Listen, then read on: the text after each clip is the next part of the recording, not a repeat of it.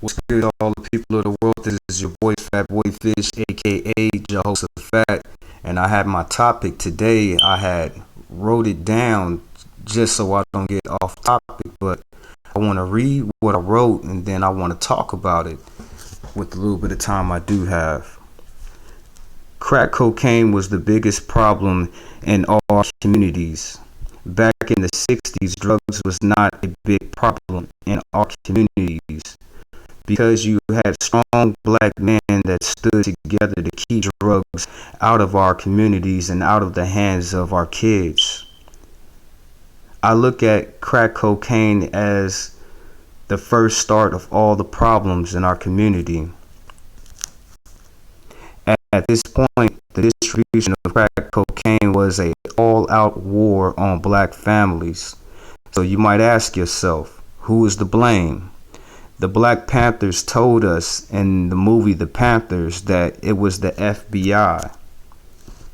Who financed this? Who began this? And we all know that the FBI worked for the United States government.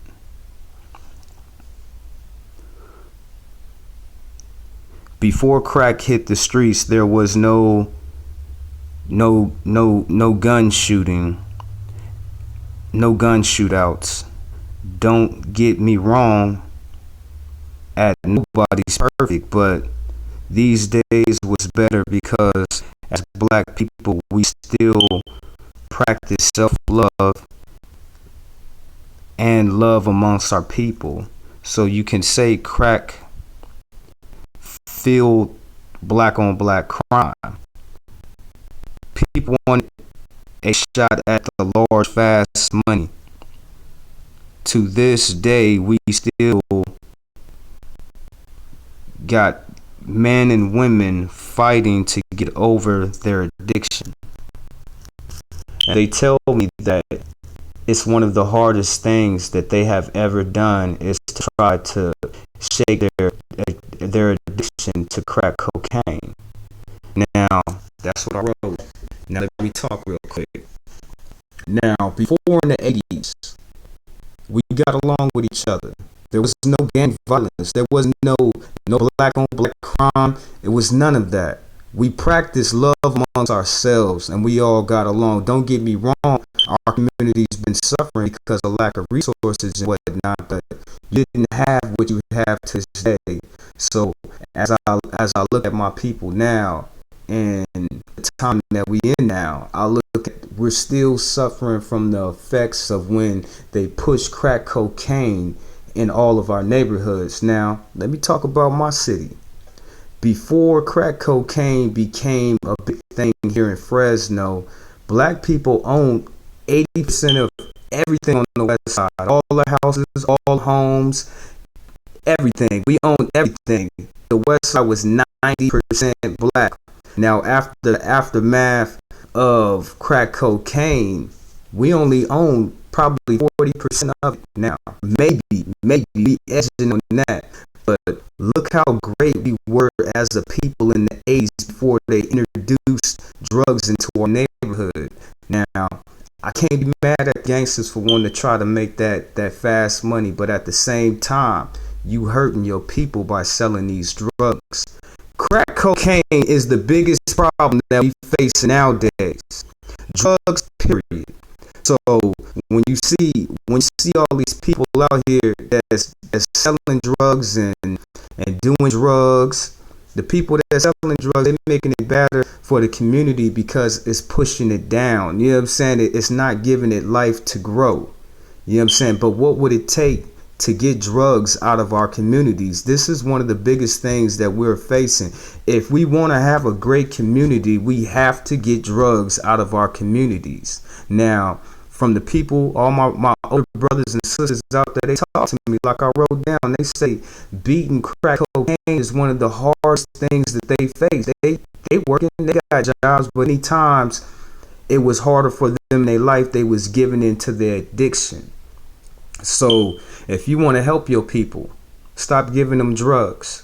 If you want to clean up your neighborhood and make it safe for little kids to come out and play, and we ain't got to worry about the innocent blood being spilt in the streets, You know what I'm saying? Over gang violence. Cause remember how we was before. I remember the 80s, y'all, and we got along. You know what I'm saying? We all got along with each other. It wasn't till like, I would say, what, like 87. That's when all the murders, because of that money, you know what I'm saying? So it's money involved, and that money fueled the war and made a whole lot of people not like each other, and a whole lot of bloodshed over money. You know what I'm saying? So if we can start anywhere, we need to start in getting these drugs out of our community. Period. You know what I'm saying? That's, as I look at the problem, look at how many families was broken up. Look at how many businesses that we had that we lost because of it. Now, as I see where I come from, before crack cocaine really hit the streets, don't get me wrong, it was black people living in other parts of the city, but for the majority of the people, we all lived on the west side. But when that crack cocaine hit the streets, it destroyed everything. You know what I'm saying? It destroyed everything, and everybody's lives was affected by crack cocaine. Now, the biggest thing that I can say to you brothers out there that is singing, if you love your people, find another way to make money.